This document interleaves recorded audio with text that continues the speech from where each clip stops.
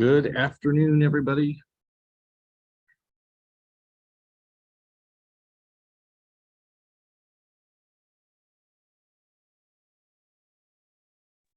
Hola. There somebody is. All right. At least you can hear me. I don't have to ask now if everybody can hear me. We'll get started in a few minutes. We're just about 2 minutes early. I shared my screen though. We're going to go over the purchase agreement first, but we'll wait for a few more people to join.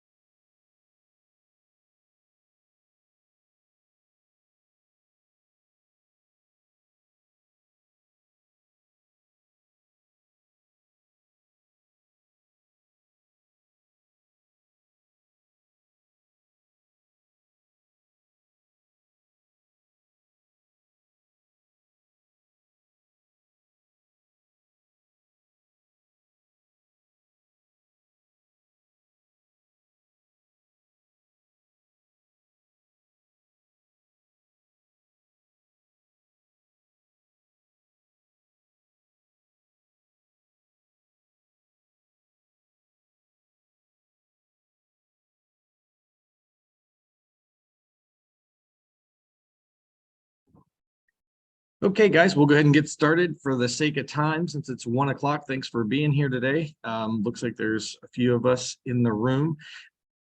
So if you haven't been to one of my classes before, it's interactive. If you have questions as I'm going over the forms, you are welcome to stop me at any time and ask a question. If you ran into a situation and maybe it's something we can all learn from, you're welcome to share that. Typically what I do is just go over the purchase agreement, not necessarily line by line, but for the most part, I go over what you can fill out in the purchase agreement. And that's really just for the sake of time because the class is only between an hour and a half.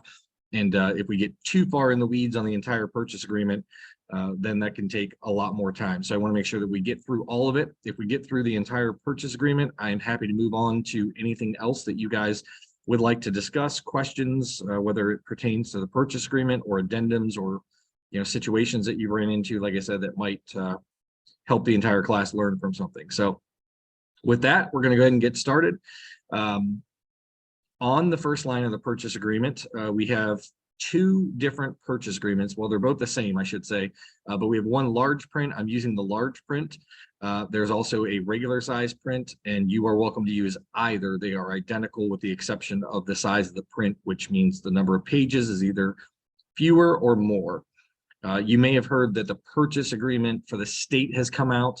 That is about 10 to 12 pages. We're going to be going over that, not today, but as it is rolled out, I will be going over that with you in a different class to kind of teach everybody the ins and outs of that, because there's a lot of things in that particular purchase agreement that don't pertain to our area on how we practice real estate. But it is very important that you understand the contract itself in case you are receiving it as a listing agent. And for our purchase agreement here, it has been crafted for what we typically do in Northeastern Ohio. It doesn't necessarily cover everything. There are a few things that are not in here that I would suggest that you could write in.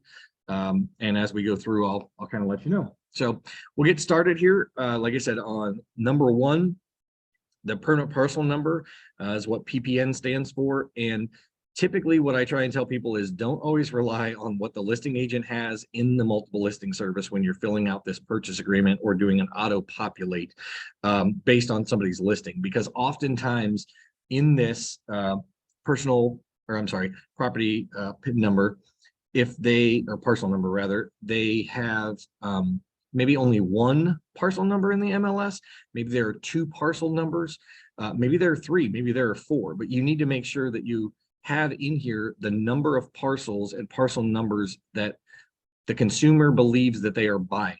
I have seen it where agents have left a parcel number out.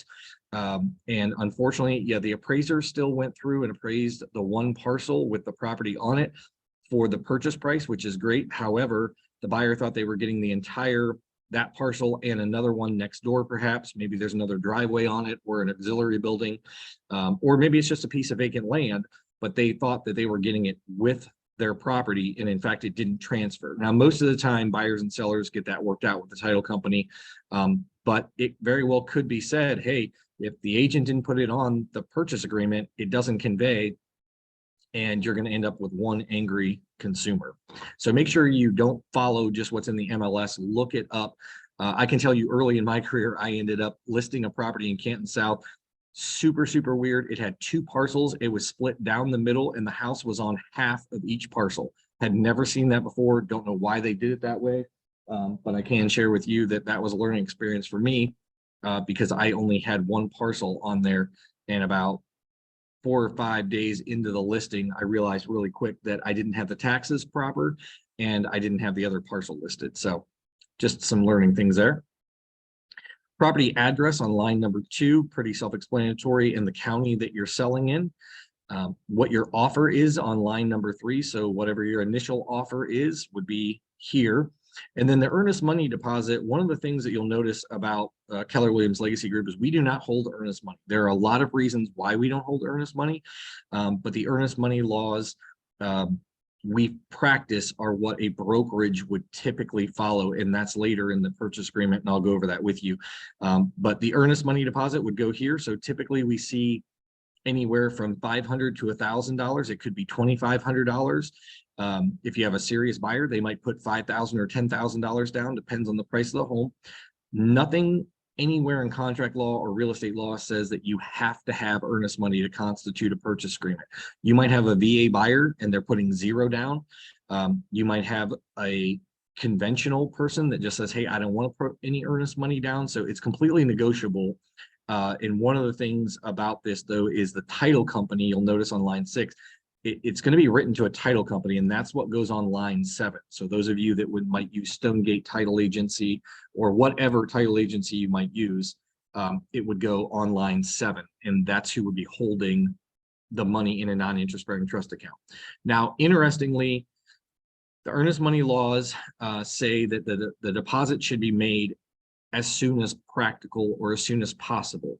So what does that mean? Well, most title companies anymore have the availability for a borrower or a buyer to deposit the earnest money online.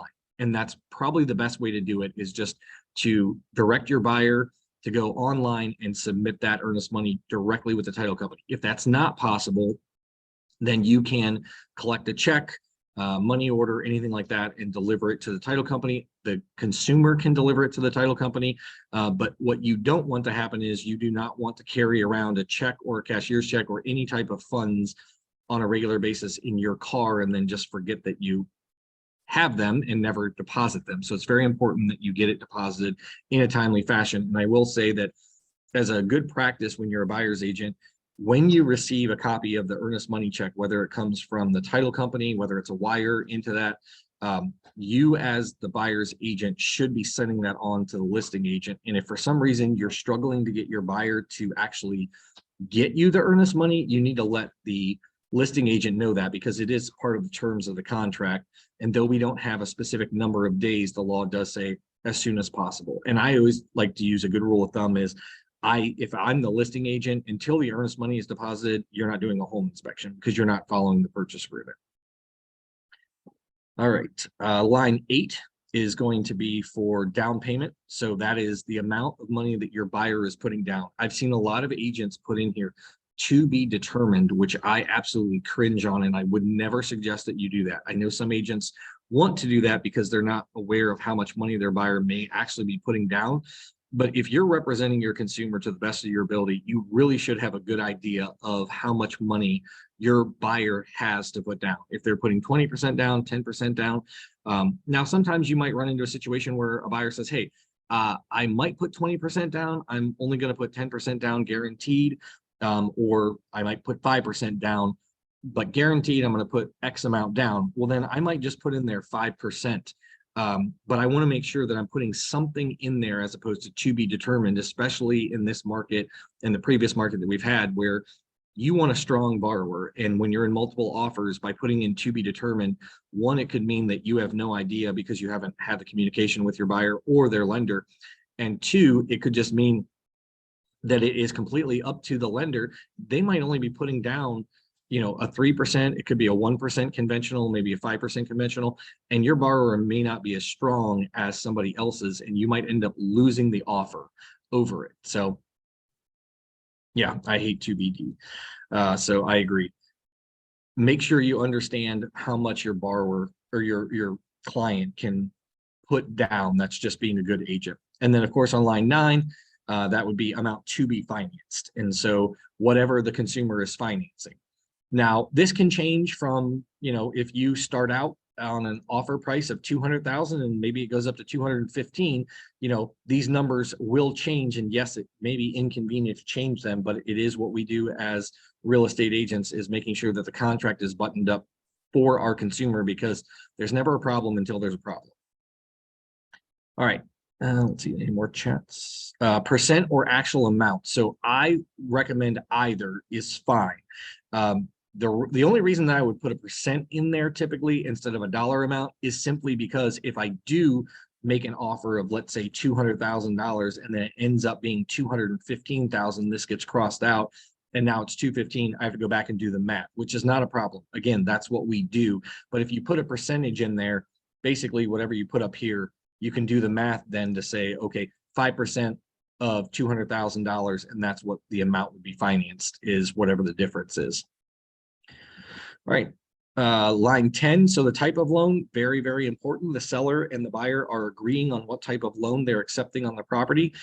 So I have seen where agents will put in there that it's going to be a conventional offer. Let's say, for example, they didn't read the pre-approval to see there's actually a FHA or a VA offer.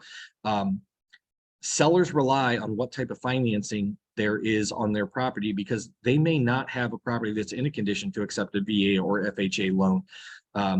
Don't be surprised, if you have a buyer that puts conventional, they have a conventional pre-approval, and you get halfway through the transaction and all of a sudden the lender calls and says, hey, we have to switch this to an FHA because of credit score or debt to income or something like that.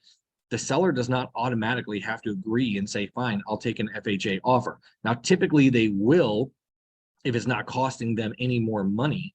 But if it's costing them more money, they're probably not going to want to do that. And that means that they're going to end up having an FHA appraisal. Again, maybe the property's not in that condition that they can substantiate having an FHA offer. So make sure you do understand with that pre-approval that you have for your buyer, what type of loan they're actually getting.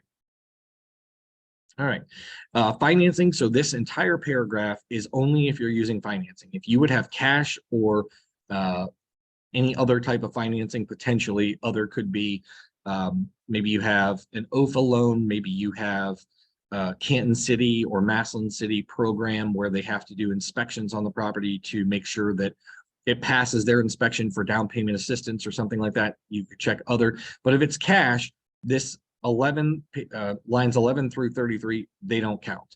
But I will say that most of the time, whenever you're doing financing, of course, then most of this paragraph will be used as determining what would happen in a financing situation. So one of the things that our purchase agreement has, though we don't typically follow it in our area, is on line 13, it says that a written loan commitment will be within blank number of days after the last date of the party's execution of the agreement. So what that means is, typically what I would put in there as loan commitment is, if I'm doing a 40-day close, I would put in there about 35 days after.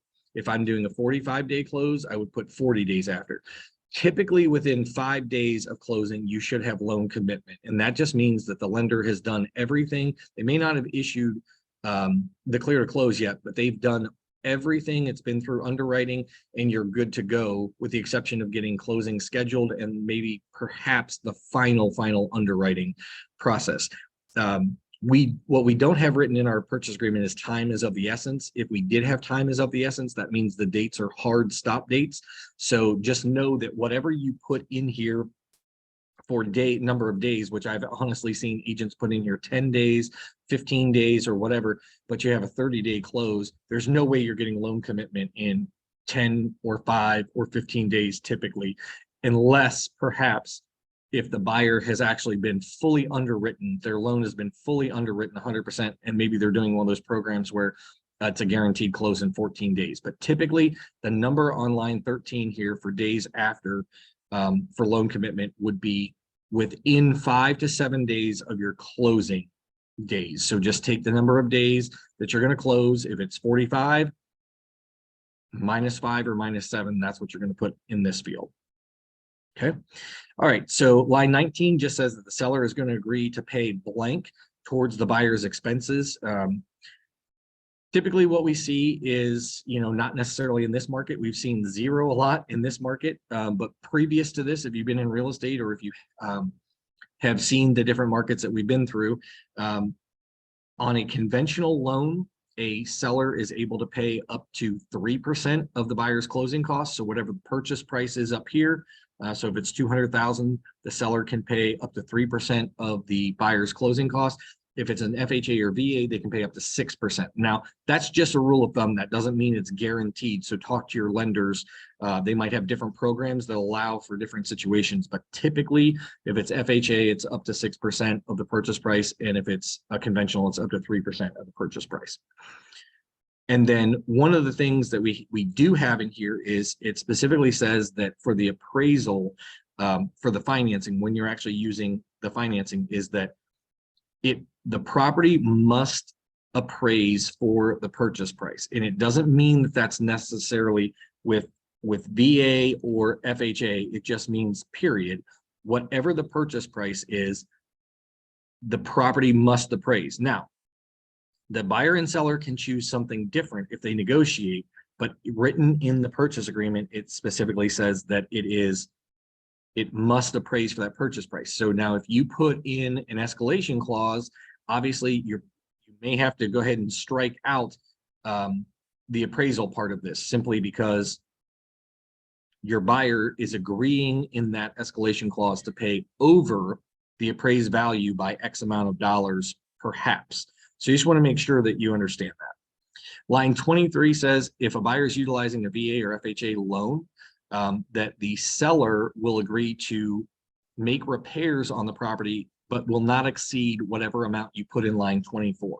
So typically I would put in here about $500 if I'm showing a house that I see has cracked glass or peeled paint, or maybe the shingles on the roof don't look so good, or there's no handrails or GFCIs or something like that. I'm going to try and add it up in my head, and I might actually say then, oh, this house might cost a little bit more if the appraiser calls out certain items. So I might put 2,000 in there. But a good rule of thumb, if you're not sure, is to put at least 500 or put 1,000 in there.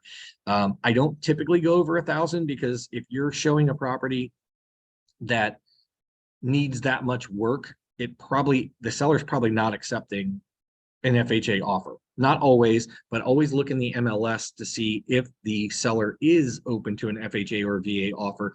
And this amount has nothing to do with the inspections that your buyer is choosing to have on the property. This is not inspection repairs. This is only appraisal repairs, period.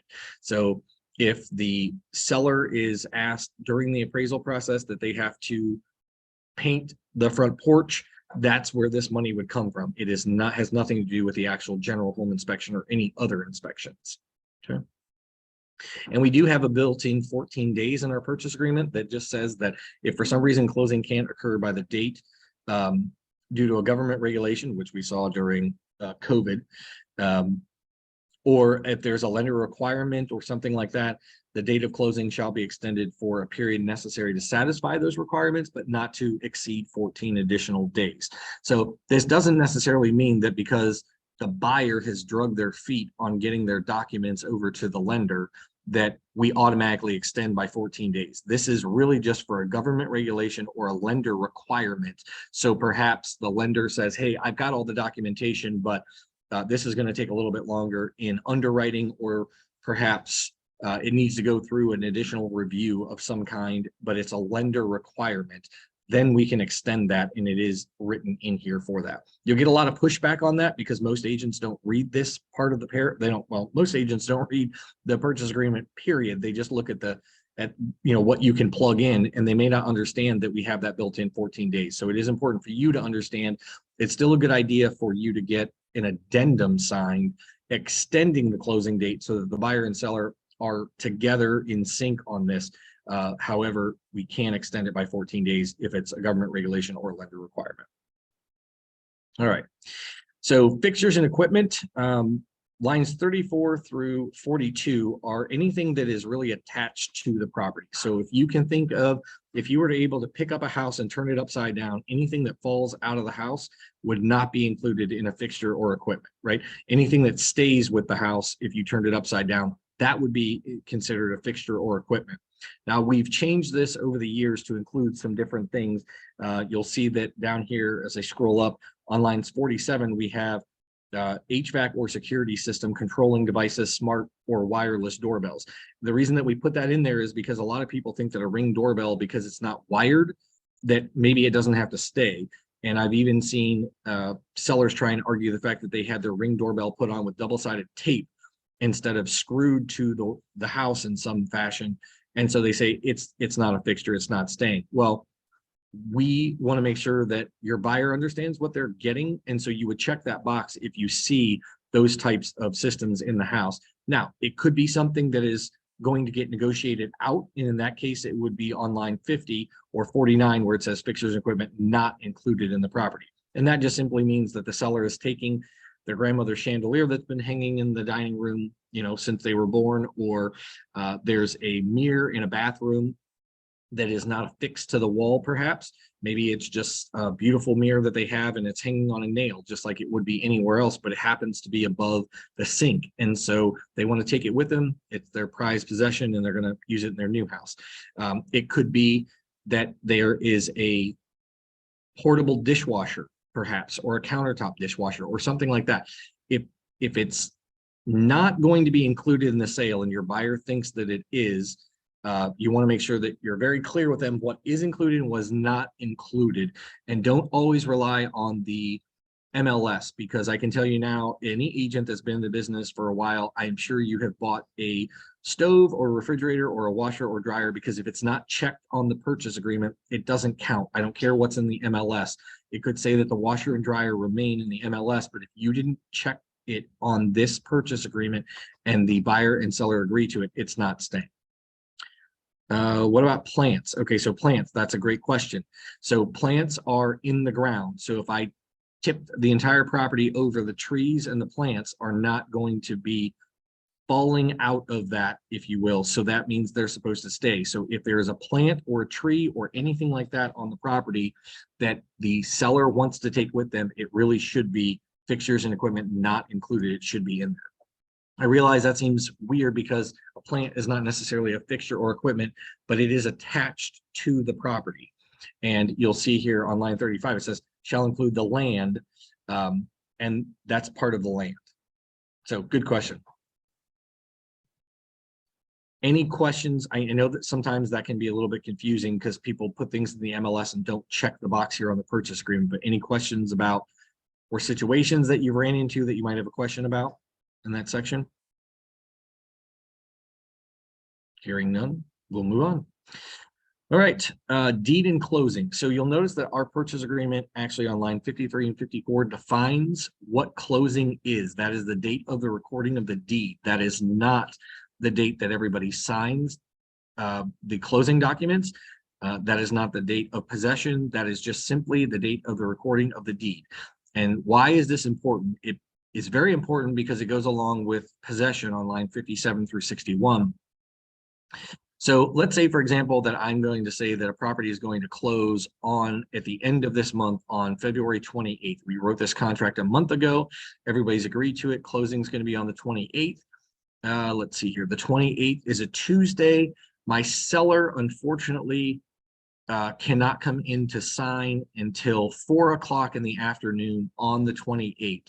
And so the title company says, hey, the property is not going to record today. It's not going to record until the 1st of March. Okay. So now My closing date is really not February 28th. It's actually March 1st, because this, I wouldn't change it here. I'm changing it just for the purpose of being on Zoom. But if it was the 28th, just so you're aware, the closing date would actually be moved to March 1st, because that's the recording of the deed. And why is that important? Again, it goes back to the possession. If I say that the seller can have possession of the property 10 days after the closing date, that does not mean that the seller only gets the property 10 days after the 28th. Their days do not begin until March 1st, simply because it recorded on March 1st. Now, I will tell you, during the time that they rolled out the new purchase agreement, it was during COVID time.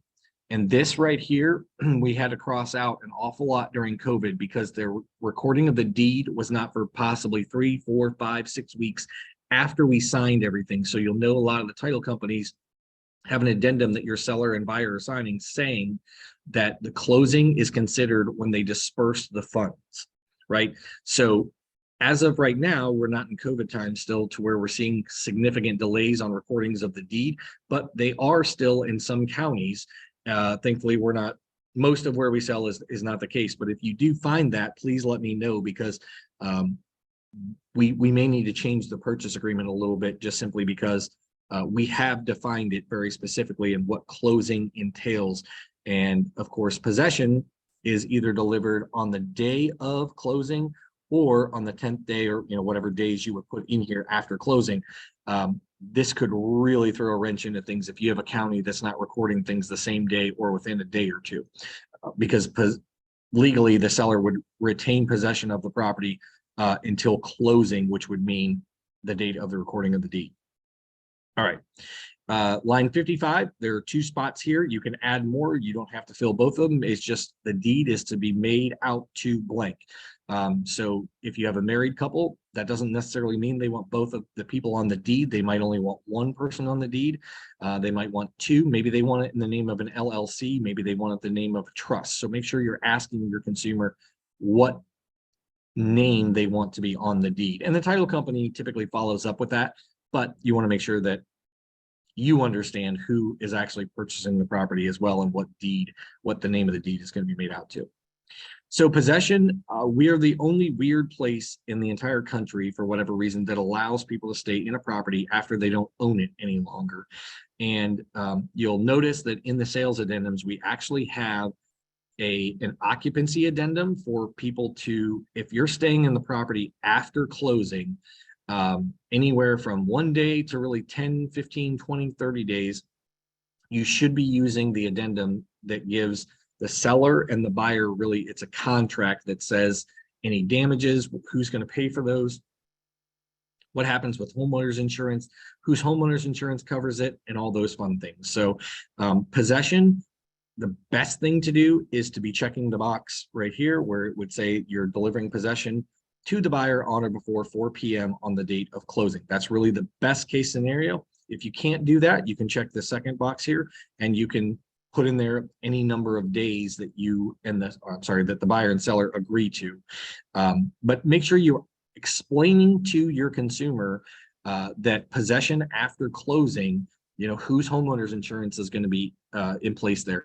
If the furnace goes out or the air conditioner goes out, understand that the seller no longer owns the property. They're now a tenant in the property that they used to own.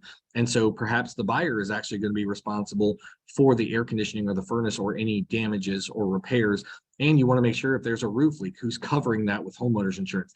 The closing addendum, or I'm sorry, the occupancy addendum after closing covers many of those things. So I would say, if you're checking box number 2, use that addendum that we have in there as well. Okay. One thing that comes up on possession all the time is, if you have a seller that refuses to get out of a property for whatever reason, no matter what the contract states, it is a civil matter. It is not a matter for the police. You can call the police, the buyer can call the police, they will come out. And I've only ever seen one time that the police actually made a seller vacate a property. It was not in Stark County. It was in a surrounding county. And I cannot believe that they made them do that, because the police are criminal matters. Civil matter is for the court. So typically what happens is, even if you call the police, they're going to tell you you're going to be trespassing onto a property. Yes, you own it, but it is occupied, even though they are not paying rent. It is considered a tenant landlord situation, and that means that the tenant has rights, and you would actually have to go to court and evict them. Okay. And by you, I mean the buyer. All right, so let's talk about the evidence of title a little bit. There's a couple things I like to point out here. So both of the blanks, line 63 and line 66, are going to be the same company. So if you're using Stonegate Title Agency, that's what it would be here. If you're using another title agency, then that's what you would put in. But it will fill out both of them for you. The escrow agent is not the name of the actual person, it is the company. It is possible to have the evidence of title or the title insurance come from a different title agency than it is the escrow agent. We don't often see that, but it is possible. I don't know if any of you have seen and I haven't seen one in quite a while, but I know that the Remax Edge contract had two different. You had Colonial Title doing one, and you had Blue Ridge doing the other, and it was already pre-typed in their purchase agreement. And because they were in the same building, they worked together. But it does typically cost a little bit more when you have two different title agencies splitting up the work. So I will point that out. It should always be the same, or can be different, but it can be the same. And then the other thing is here is I want to make sure that I point out too. On this first line, it says a title insurance commitment for an Alta homeowner's title policy. We have homeowners title policy in here for a reason. So there is a regular Alta title policy that a consumer can get, and then there's the Alta homeowners title policy. The homeowners title policy will cover a lot more items in the event that they come up, that there is a title insurance claim. I would say talk to your favorite title rep and ask them the difference between the homeowner's title policy and an Alta title policy. There are a few differences, and the homeowner's title policy does cost a little bit more. So if you ever have an agent that comes back and crosses out homeowner's title policy and just has Alta title policy, don't be alarmed by that. That is just simply the consumer is possibly saying, hey, I don't want to spend that extra money. I don't want those extra services. Now, mind you, this is a decision for the buyer and the seller, because either one could have an insurance claim on a title policy. So you want to make sure that, like I said, even though it costs a little bit more, that's what we have chosen as a brokerage, is to protect the consumer a little bit more. They don't typically know that. You're welcome to explain that to them. You can give them the option, or you can just keep quiet and let it be written in there the way that it is. And if it's not combated by either party, it goes through all the way. And even though it costs a little bit more, if there was a claim, they will probably be very happy that they had this homeowner's title policy in there and that you help protect them. Okay. Taxes, utilities, and notices. So this just says that the title company is going to go off of the latest tax bill. And because our taxes are 1 year in the arrears, this is giving permission from the seller to go ahead and withhold the property taxes for that time period in which the owner owned the property, and they're going to give a credit to the buyer. And we're pretty used to that in our area, but there are other areas that don't do it that way. They simply make the buyer pay that tax bill when it comes in. It is something that's completely negotiable. This is just something that we typically do in our area, and we're used to it. Nobody seems to really argue over it, just because it is a common practice where we are. Now, you'll see in here that it says that the seller, that it says that there is an agricultural tax recoupment if applicable, and it's to be paid by the seller at closing. If you're not familiar with that, this is basically any property that is considered agricultural at the moment, like during the sale of the property, and the buyer intends to transfer or rezone that property, rather, in their township or city municipality to residential, then the county can actually go back and recoup the taxes on that parcel for the last year, and that would be at the new taxable rate as residential, because agricultural, you typically get a significant discount on your property taxes, right? So the seller would actually be responsible for paying those new taxes. And we don't typically see that in our market, but if you are selling in a residential area, if you're selling in an agricultural area and your buyer has an idea that they want to go ahead and change that, they're not going to farm the land anymore, or they're not going to let the farmer next door farm the land anymore. They're going to redo all 7 acres to residential from having that agricultural tax reduction, then unfortunately the seller is going to be on the hook to pay that. So you need to make sure if you're on the listing side, you understand what the buyer's intentions are. Most of the time, again, we don't have to deal with that because the properties that we're selling are already zoned for residential real estate. Okay. On line 84, we do have a hold in here. Anybody that has a public utility, and that's typically water and sewer. It is not for your gas or electric. Your gas and electric bills run off of your social security number, whereas your city water and sewer and sometimes trash bill run off of the house. It runs with the house just like the taxes. Well, what happens is, in fact, I even had a family member, and I still laugh about this. I went to sell her house, and they had never paid the sewer bill. And I said, "How do you not pay your sewer bill?" And her answer was, "Well, they can't shut it off." And I thought, "Oh my gosh, you got to be kidding me!" So, nonetheless, they owed quite a significant backlog of sewer bills that were delinquent in the amount of like $900 and some dollars. But you want to protect your buyer from this. And so typically a good amount is about $250 to have the title company hold to make sure that the seller has paid their final water and sewer bill. Now, I'll give you an example. If you're in the townships, so for example, Jackson Township, nothing runs with the house. It all runs off the person's social security number. So the water bill is in your social security number. The sewer bill is in the name of the owner. And so if they haven't paid the sewer, it could be quite delinquent. But typically, if it is delinquent, they add it to the tax bill and it will get paid. But you want to make sure that you're protecting the buyer. And so $250 is typically a good rule of thumb.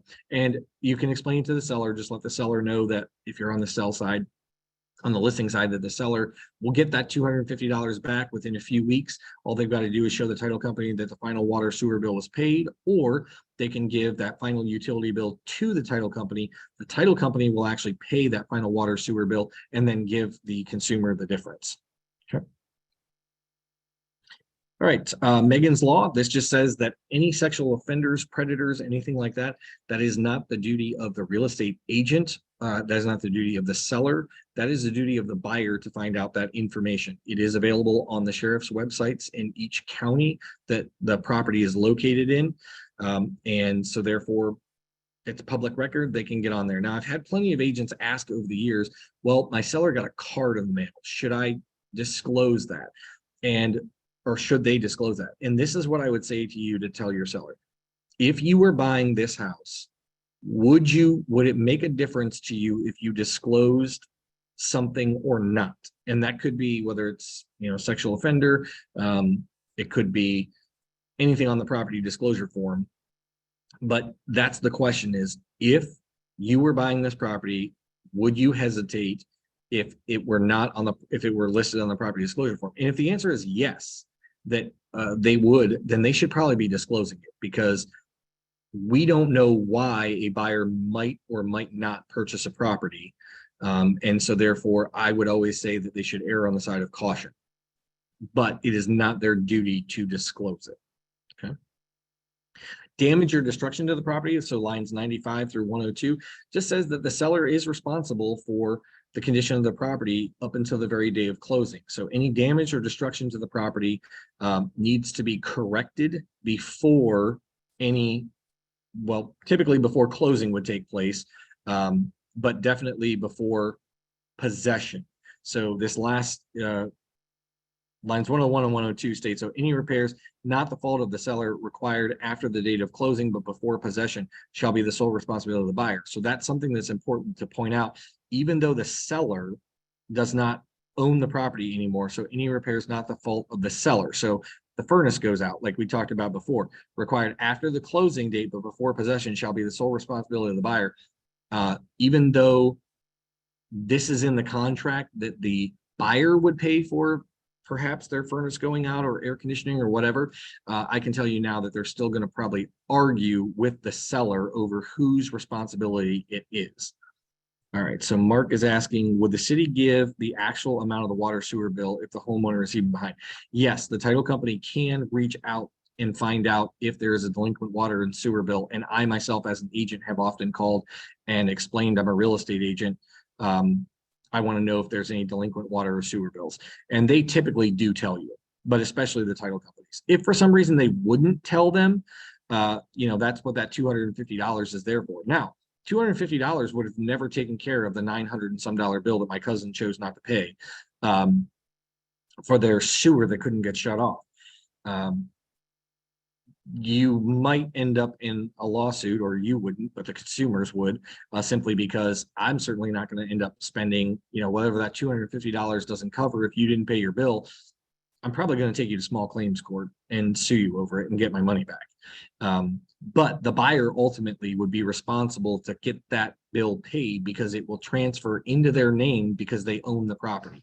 So that's where you have to be real careful to know whether or not those utility bills have been paid. All right. So again, let's go back to damage or destruction. So it just says that if for some reason that there is damage to the property in excess of 10% of the purchase price prior to title transfer, that the buyer has the choice to either accept the insurance proceeds, continue with the sale for the damage and complete the transaction, or they can terminate the agreement and receive the return of all their escrow deposits. So that would be any money that they have given for earnest money. Perhaps it could be escrow money, could be considered any money that they put out for appraisals if it's prepaid or something like that. But that would all have to be negotiated between the buyer and seller at that time. I've never seen a tree fall on a house in between the time that a buyer purchased it or I guess wrote an offer on it in the closing, but I have seen one burn down. A couple of them actually. And so I've seen where the buyer will continue to purchase the property because they think, oh, great, I'm getting $200,000 on the property to rebuild it that was only worth maybe $120,000. But the cost to rebuild it, I think I can do it cheaper. I'll take the $200,000 check and I'll go ahead and fix, put a new house on that property and sell it. And I'm coming out ahead. And it could also be said that, hey, I'm not going to deal with this and I don't want to deal with it, so I'm not buying the property. Okay. All right. Condition of the property, again, it just says that the buyer has examined the property and agrees that the property is being purchased in its as-is present physical condition. Now, I think the interesting thing about line 103 is the buyer has examined the property. There have been plenty of times over the last few years that buyers have bought a property completely sight unseen, or you have a seller that will not allow a buyer into a property until you've had a fully executed purchase agreement. So understand that line 103 doesn't necessarily apply to them.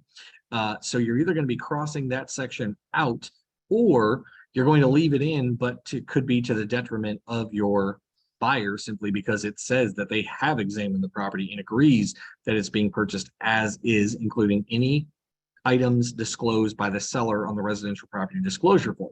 Now, the thing that's interesting about that statement too is oftentimes you might have a seller that discloses there's water intrusion in the basement perhaps. And all of a sudden the buyer says, oh, well, I'm not real concerned about that. I'm going to sign everything and we're going to move forward. And that's all well and good until the day of the home inspection and it rains.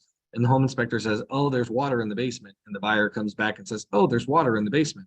And all of a sudden, in that case, the buyer says, well, I want to get out of the purchase agreement because there's water in the basement. Well, that doesn't work, because if the seller disclosed it on the property disclosure form, you were aware of it when you made the offer. Now, that doesn't mean that a buyer still won't move forward and there couldn't be possible litigation or just a mutual release signed by all parties, but it does state that the buyer they've viewed everything on the disclosure form and they've seen the property and they're buying it as is. Now, it still gives them an opportunity to do inspections for any latent defects, but this section is specifically just saying that they've examined the property and the property disclosure form. They're good with both and they're moving forward.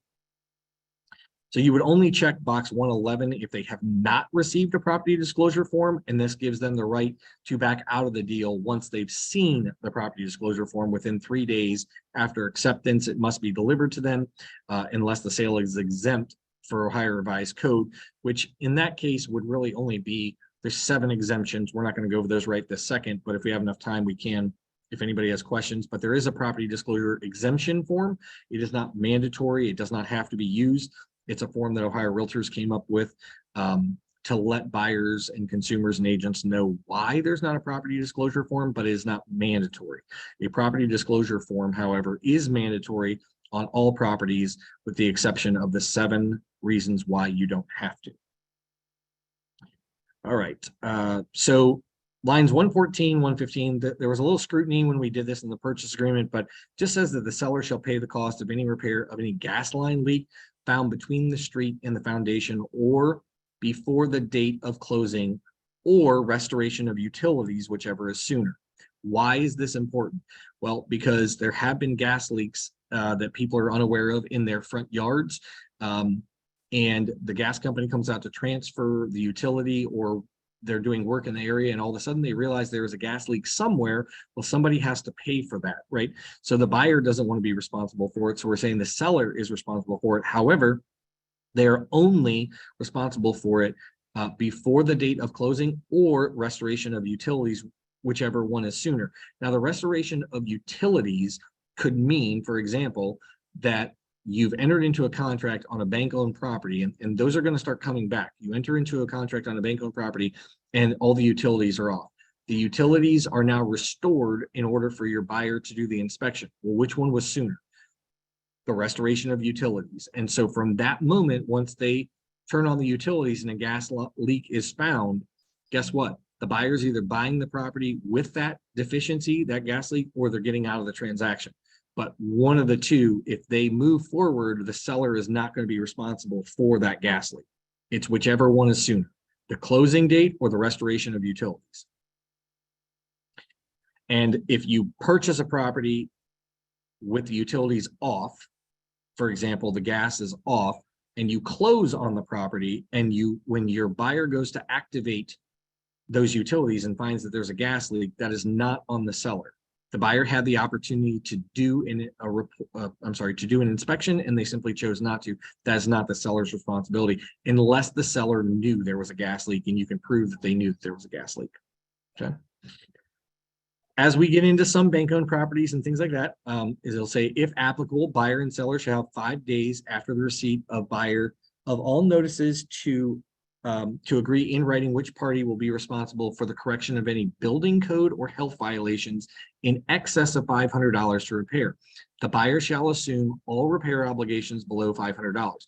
Why is that important? Simply because, again, as we start to see these bank-owned properties pop up, by the time that the consumer actually sees a letter, or the listing agent sees a letter from the building department, you could be halfway through the transaction, or you could be closed on the transaction before it ever is seen, and the buyer has no idea that there were any health code violations or building violations. So make sure that, when a buyer is purchasing a property that is been foreclosed on or just bank owned or whatever, make sure they understand anything that comes up that's $500 or below, you are responsible for that as the buyer. The seller is not going to pay for those repairs. So Diana, don't most foreclosures have their own addendum that supersedes our purchase agreement? Yes, they do. You're correct. If you end up signing a purchase agreement of ours and you make an offer on it, if you end up getting addendums from, say, Fannie Mae, Freddie Mac, whatever, they do supersede our purchase agreement. But there are some bank-owned properties, very few, but there are some that you don't end up getting any of the addendums back. They just go off our purchase agreement. Not many, but I've seen them. Good point, though, Diana, you're right. All right, let's see here. Inspection. So line 123 all the way down through the next page. It just talks about the inspections and what the buyer is able to do as far as inspections go. So you'll notice that it says it has to be an Ohio licensed or otherwise qualified inspector. So you as an agent, you have the responsibility to make sure that any home inspectors that you are giving the names out for, that they are licensed with the state of Ohio. And you can look that up on the e-license lookup, but you would never want to give out a home inspector's information or any inspector's information that's not licensed with the state of Ohio. In the Division of Real Estate. So it is a qualified inspector. What that means is, otherwise qualified inspector would mean, let's say, for example, you have an electrician that is going in to look at electrical. That's absolutely okay. You have a plumber going in to look at plumbing. Absolutely okay. The plumber cannot go in and look at the entire house and think that that is within their purview, because it's not. It's only what they are actually qualified or licensed to do. And so I get a lot of questions. So my Uncle Jack wants to inspect the property, and the law states that If you're going to have an inspection done, it has to be by an Ohio licensed person. Now, the caveat to that is if you are giving Uncle Jack nothing of value, if he is going in and wants to inspect the property and he gets nothing out of it, you're not buying him dinner, you're not giving him a bunch of money, you're not doing anything. He gets 0 items of value. There's nothing that says that that person could not go in and look at the property. It is not going to constitute as a home inspection simply because they're not licensed with the state. We don't know if they're qualified to be an inspector or not, and a seller is 9 times out of 10 not going to make repairs. But that doesn't mean that Uncle Jack can't go in and look at it. But if you're saying, well, I'm going to buy him dinner or I'm going to give him money or a gift card or something, unfortunately, that is not allowed. That is something of value, and you can't do that. And when I say you, I'm talking about the consumer. I'm putting you in the case of the consumer here. So, all right. On line 136, this is the waiver. This would be where a buyer or both buyers or multiple buyers, depending upon who you have, they are initialing here just saying that any inspection they mark no to, that means that they cannot do that inspection. Okay. They understand that it's not going to happen. It's only the ones they check yes to. So good rule of thumb, always have a home inspection. I know that we haven't in a while. That's kind of gone by the wayside, but unfortunately, realtors have been getting in trouble. We've been seeing lawsuits from all of this time during that period where people weren't doing inspections simply because buyers were saying, oh, well, my realtor told me not to do an inspection. Okay. Understand that in this purchase agreement, it specifically says that if they choose not to have a purchase agreement, an inspection, that they're going against the brokerage and the agent. So on line 127, 126, it starts, if the buyer does not elect inspections, buyer acknowledges that the buyer is acting against the advice of the buyer's agent and broker. All right, so we don't want to be sued. I'm not saying that we couldn't be, but this is to try and prevent us from getting sued, that we disclose that they should have had a home inspection. Perhaps if they want their offer to be at the top of the pile, maybe they'll waive it, but they are going against our advice to do so. General home inspection, typically we would see these within anywhere between 7 days. I've seen 14 days, maybe at a maximum. 14 days is kind of a long time. 7 to 10 days. If you're trying to make your offer pretty aggressive, you could do it in 3 days, I suppose. But just know that whatever time frame you put in here for the inspection, the number of days, that is the time frame in which the inspection has to be ordered and actually performed. You may not have all the results back from a well water or a septic inspection within that amount of time, but the inspection itself would be done in that time frame. You might not have the results though. It's completely negotiable, but I would say at a minimum, you should probably be putting 7 days there is my rule of thumb, unless you're working with general home inspectors that can jump right in the next day. 7 to 10 days is usually a good rule of thumb. Who's paying for the inspection? It's either the buyer or the seller. So you're going to check one of those boxes for each one. For the well water, just something to be cognizant of is if you have a VA buyer, the VA will require on a well that you have the flow rate, potability, nitrates, nitrites, and lead all tested. Typically, if you're doing a conventional loan, the only ones that I'm aware of, unless anybody's had anything different, is typically the flow rate and the potability. They don't typically test for nitrates, nitrites, or lead. That's typically just the VA. So know what type of financing your buyer is getting, so you can check those appropriate boxes. Radon inspection, how many days does the person have to do the radon inspection? It already says that in here, if it's over 4, the seller is to mitigate at a cost not to exceed blank.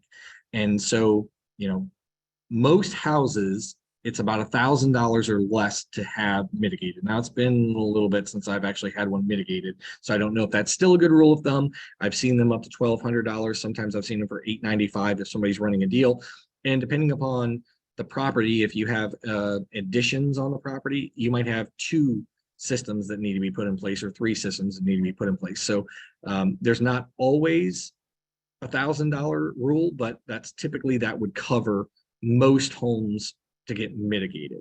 Now, it does go on and say that the buyer agrees to close, notwithstanding any other contingencies. So as long as the seller is willing to mitigate that, then that's fine, as long as it goes back below 4 picocuries, and the parties agree on payment of mitigation costs in excess of blank within blank days of receipt of estimate, or either buyer or seller may terminate this contract.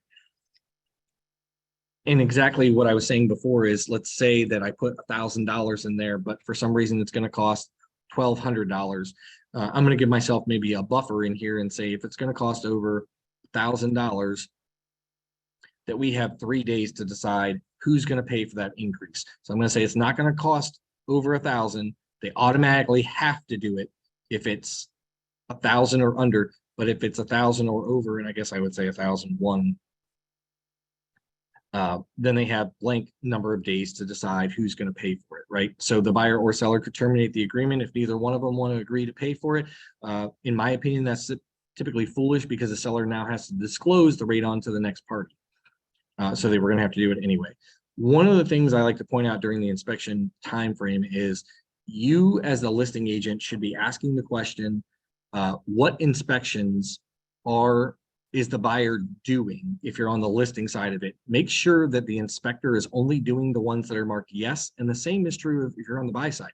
Only make sure that, I know that some companies will offer a package deal or a bundle deal, if you will, and they'll say, hey, do you want to go ahead and add radon, or do you want to go ahead and add mold, or do you want to go ahead and add pest inspection onto this, and I can give you a discount on it and do all three at the same time. And a buyer thinks, oh, that's great, let's go ahead and do it. Well, unfortunately, you need to make sure that if you didn't check that a buyer can do the radon inspection, that the inspector is not leaving a radon monitor in the seller's house, or checking for it, because you're going to end up getting a very angry phone call from either the seller or the listing agent. And I can say as well, if you are on the listing side, and I know this is for the purchase agreement, but I always try and give tips for both. If you're on the listing side and the seller did not agree originally to a radon inspection or any inspection, and all of a sudden the buyer says, well, yeah, we'd like to do it, you better get it in writing that the seller says that they can do it. Because if you go ahead and authorize it, even if the buyer says we're going to do a radon inspection, but we won't make the seller pay for any mitigation if it's over 4 picocuries, the buyer still can back out of the transaction. And once they disclose that to the seller, your seller now has to disclose that to the next person. So in my opinion, if it is not marked yes on the purchase agreement, if I'm on the listing side, you're not doing the inspection. And that's how I advise my clients. Ultimately, it's up to them, but that's how I advise them. All right. After you receive all of the inspections are completed and you have the results, right? So as I explained before, the well and septic, you may not have the day of the inspection. Those might come a week later, 2 weeks later. It's hard to say, depending upon the county or whoever's doing them. But once you have all of the inspections back, you have the reports, your buyers reviewed them. You have 3 days from the date of the completion of the last inspection. So when you have those results, for anything to be disclosed to the seller, and it's not anything that was disclosed on the property disclosure form. It's only things that were not disclosed on the property disclosure form. Your buyer has the election of 1, 2, or 3. They can either remove the inspection contingency and accept the property as is. They can accept the property, but subject to the seller making repairs, or they can terminate this agreement if the inspection report, identified some material latent defects that were not disclosed to the buyer before executing the agreement. So a lot of people think that they can get out of the transaction for whatever the reason. And part of that is legally it's not true, but buyers do it all the time, right? I can just tell you that if a buyer wants out of an inspection or out of a contract due to an inspection, they're probably going to find a way out of it no matter what. Now, it does say in our purchase agreement, as in others, that the buyer agrees to provide a copy of the written inspection report if requested by the seller in order to sign a mutual release. Again, that doesn't always happen either. There's about 3 or 4 places in this purchase agreement that says the buyer and seller can agree to sign a mutual release. It doesn't mean that they will. So I share that with you just simply to say that you want to make sure that your buyer knows their options, but you also want to try and talk them out of just frivolously walking away from something. And sometimes we can't do that. Once you have the inspection results and you have presented those to the seller on a release of contingency, so those of you that maybe came from a company that didn't do a release of contingency on your purchase agreements, we do release the contingency. You have 5 days to negotiate that release of contingency for the inspections. So I'll give you an example. I've completed all the inspections on the property with my buyer. We've received all the results back. I have 3 days to get to the other agent in writing what my buyer wants for repairs. From that point of delivery, we have 5 days to get it fully executed. So you have 5 days to keep going back and forth saying, yes, I will repair the furnace. No, I won't repair the furnace. Yes, I'll repair the gutter, but I'm not going to fix the furnace. Whatever it is, you have 5 days to get that decided. If it goes longer than 5 days and you don't have an agreement, then either party at their written election can make the contract null and void. So you want to be very careful of that. I know that there are some agents that are very relaxed to work with, and that's great. However, you're opening up your buyer and or seller to liability that either party could make the contract null and void if you don't follow the purchase agreement, which says that within 5 days, you've got to have it fully executed. I know that I've worked with agents before. They get very upset because, we're a stickler for the contract. Hey, I don't have the ROC yet. Okay, I understand that your seller wants to get a roofer to come out, and they can't get a roofer to come out because they want a cost before they agree to fix or replace the roof. I completely understand that.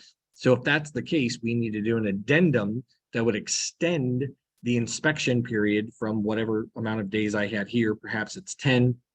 We're going to extend it to 15 days or 20 days or whatever the case would be. That would be a separate addendum extending the inspection period. If you cannot get things modified within 5 days, or agreed to, I should say, within 5 days of presenting the listing agent with what the buyer wants for repairs, then you should be extending the inspection period, because otherwise you're going to go run out of contract and the seller could say, hey, I've got a backup offer. I'm totally good with accepting that backup offer. You didn't do what you were supposed to do within 5 days. I'm moving on. So make sure that you understand that. One of the things I skipped over that I do want to cover, answer the question first. What if a seller or seller's agent doesn't want a copy of the inspection report, but something is found?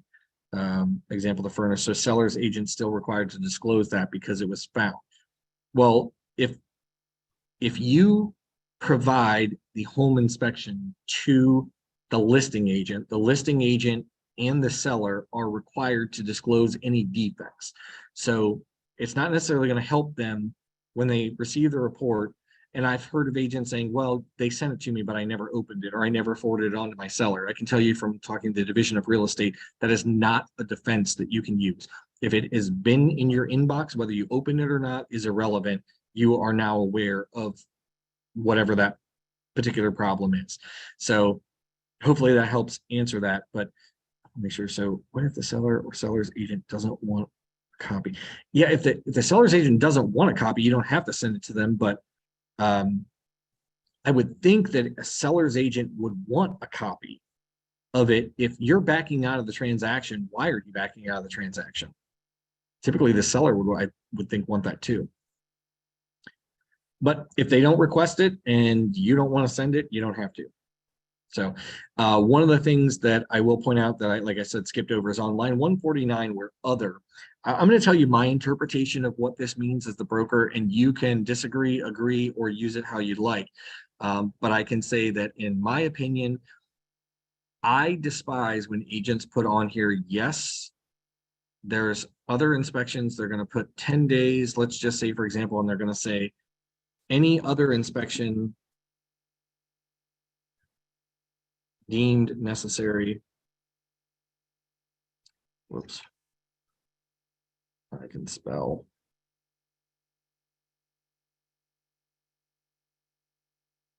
By general home inspector.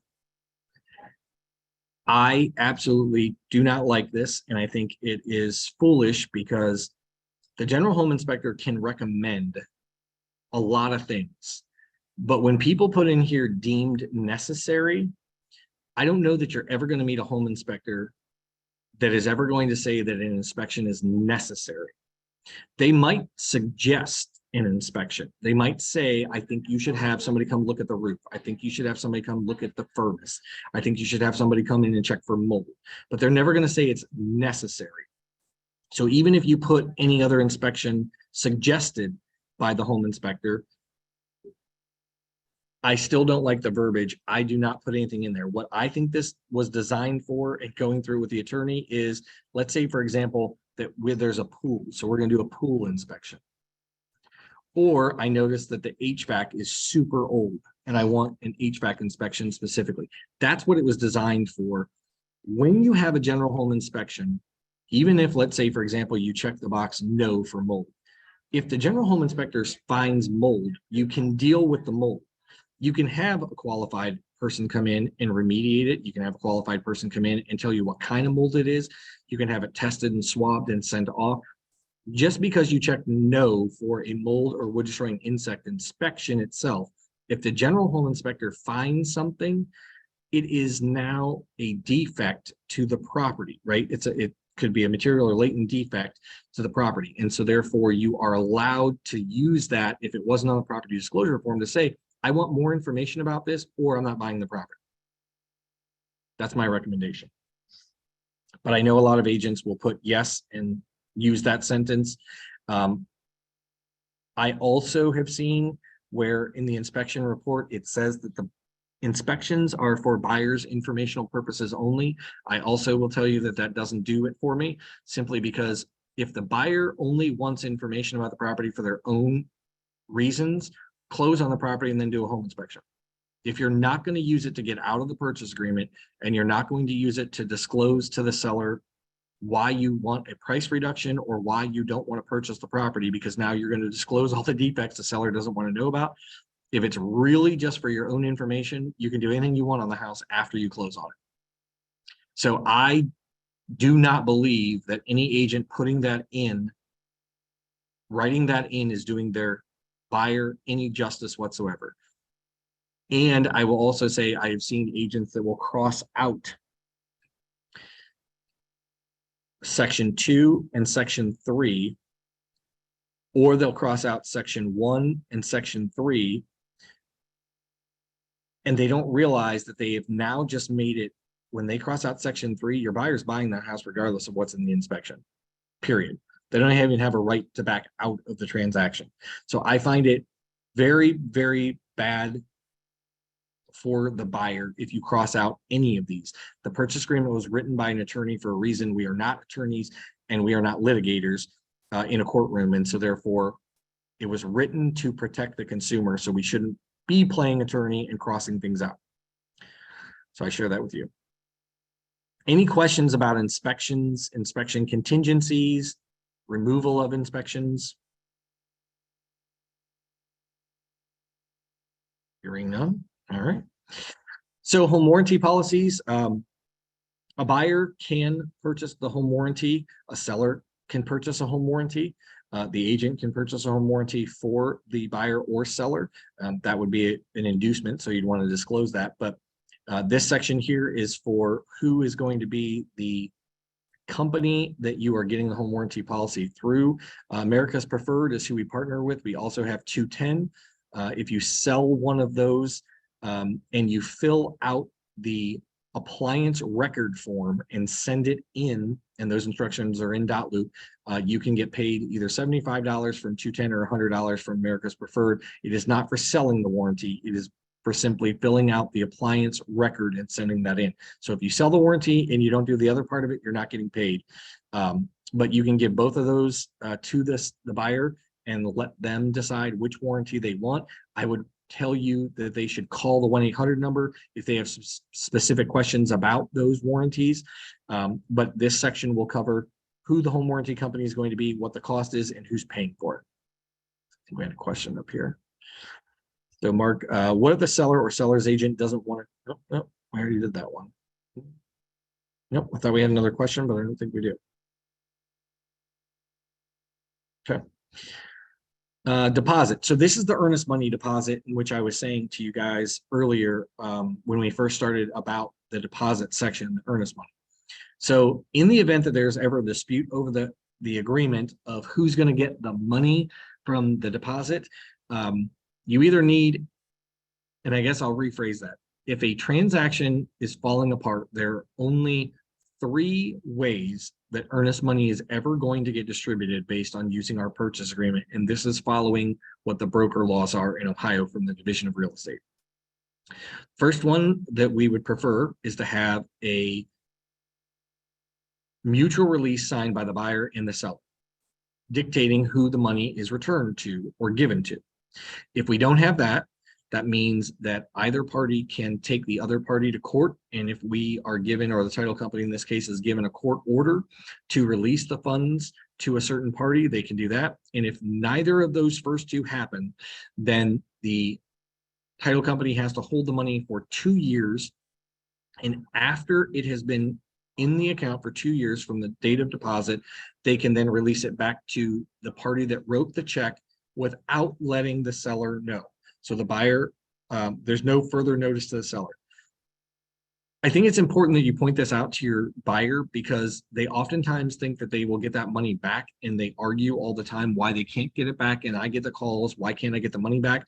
And it's very clear in the purchase agreement. I think most brokerages follow this because it's the division's rule.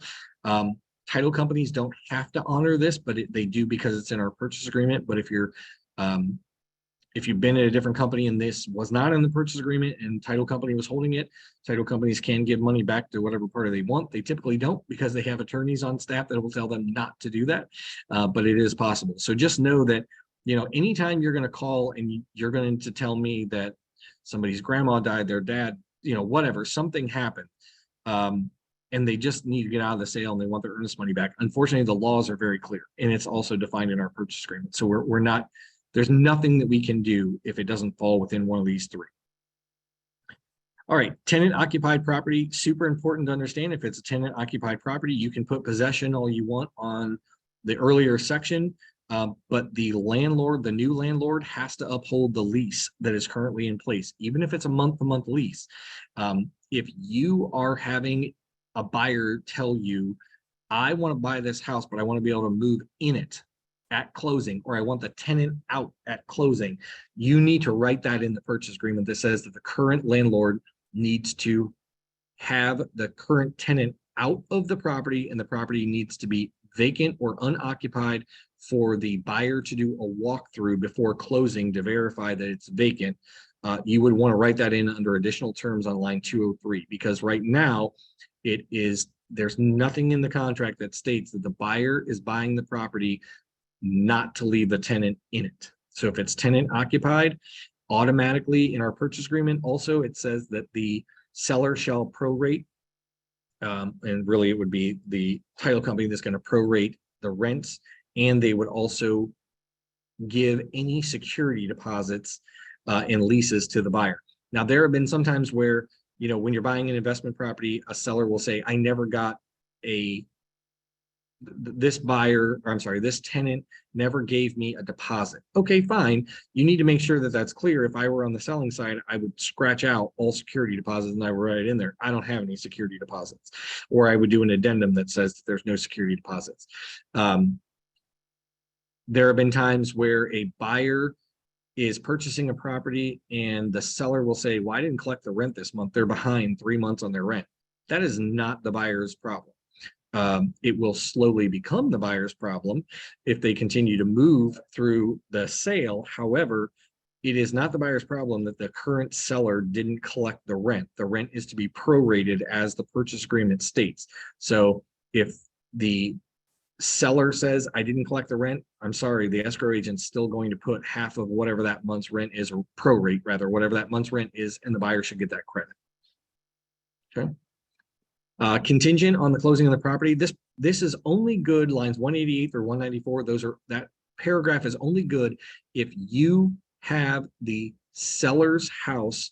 If you are representing a buyer who is also your seller, if you have their house under contract, or if they're for sale by owner and their house is under contract, then you would use paragraph 188 through 194, and you would write the address of that property on line 190. And that just means it's contingent upon the closing of the buyer's present property. If you don't have a current pending agreement with the buyer's present property, then you would use the contingency or concurrency addendum that we have in .2 and follow those guidelines, whichever one you use. The guidelines are outlined on that page.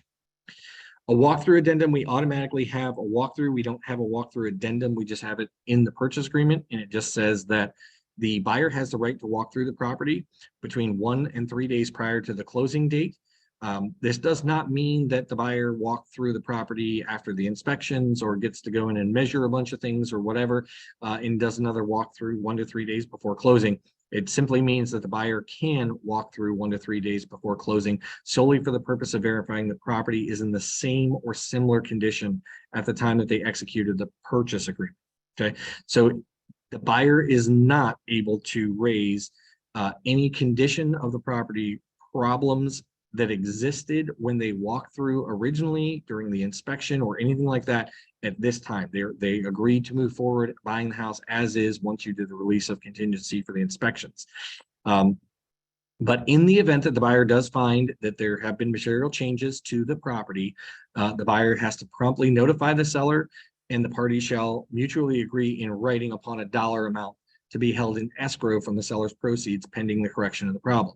It does not say that the buyer doesn't have to purchase the property, right? So you can try and negotiate for the buyer a credit at closing. You can try and put the money in escrow. Now, if the buyer says the seller didn't agree, they won't put any money in escrow and they're not going to credit me at closing, I'm not closing on the house, they should seek legal counsel, because they're actually going to be the ones that are breaking the purchase agreement, because they should close on the property, and then sadly they would have to turn around and sue the seller for the money that they need in order to correct whatever the defect or problem was that was caused by the seller or the material change in the condition of the property from the time they executed the contract to the time that they closed on the property.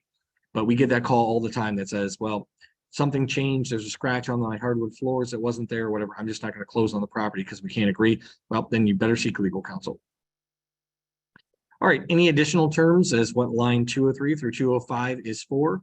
You can write in there many things that we discussed already. If there's something else that you need to write in there, that's what those lines are for. Try not to play attorney. We are not attorneys and we don't want to practice law. We don't want to be on the hot seat for doing so. Lines 206 through 208, I want to be clear to mention that this duration of the acceptance of the offer, this does not mean a seller has to get back to you in a time frame in which you put on here.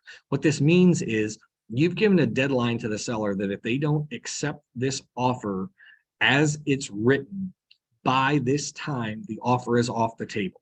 That's what that means. So if I write in here that it's going to be that they have until, let's say, perhaps midnight tonight,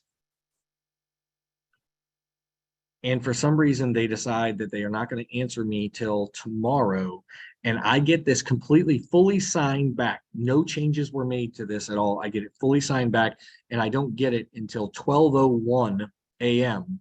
on the 17th, guess what? We don't have a fully executed contract because it was null and void at 12 p.m. on 2/16. My offer came off the table. Now, the buyer and seller can agree that they will accept it. So if the seller signs it just as it is and sends it back and the buyer says, oh yeah, I realize it's after the time, but we'll move forward.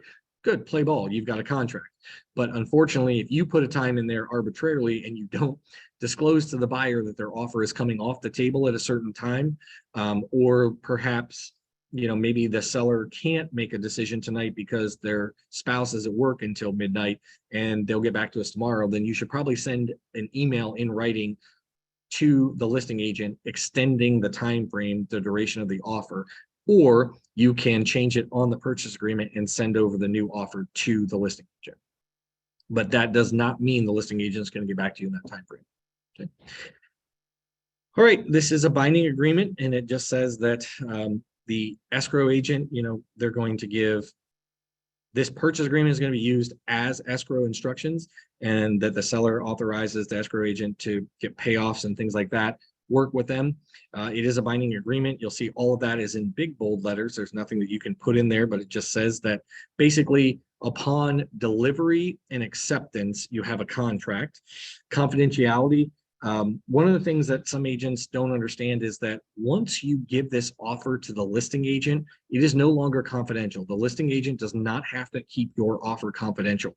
They absolutely, if a seller instructs them to say, hey, I want you to go tell the other buyer that I have a $200,000 offer from Rich Cosgrove. It's a cash deal, and if they can beat it, that I'll take their offer. That is absolutely okay. That is allowed if your seller instructs, if the seller would instruct the agent to do that. So once you submit this offer, nothing in here is confidential. It automatically can be shared by the seller at their choice to anybody else. Dot loop just says what dot loop is. Dower interest in Ohio. If if sellers are married, then the spouse must sign the agreement. I can tell you that on the buy side of things, sometimes you'll have a lender that'll say, yeah, I know my clients are married, but I only want the buyer, or I only want the husband, or I only want the wife on the purchase agreement. That's absolutely okay. But you should always have a seller that is married signing the purchase agreement. If it's a trustee situation, it would be the trustee or executor of an estate. But let's say that this purchase, the listing agent has siblings, and each of the siblings are married. Well, typically you should have all 4 of those people signing the purchase agreement as the seller, not just the 2 siblings that own the house, because they're married and dower rights are in Ohio. We could get all the way to the closing table, and if one of those spouses say, I didn't agree with these terms, I'm not closing on the property, it will hold up your purchase agreement, or it will hold up your purchase because you don't have a legally signed purchase agreement. So try and make sure as the buyer's agent, you understand who the sellers are, who the players are, who needs to sign. All right, we've gone through an awful lot of stuff. I'll leave it open for questions. Didn't leave a lot of time to go over any other documents, but I'm happy to go over any specific documents or any questions that you guys might have.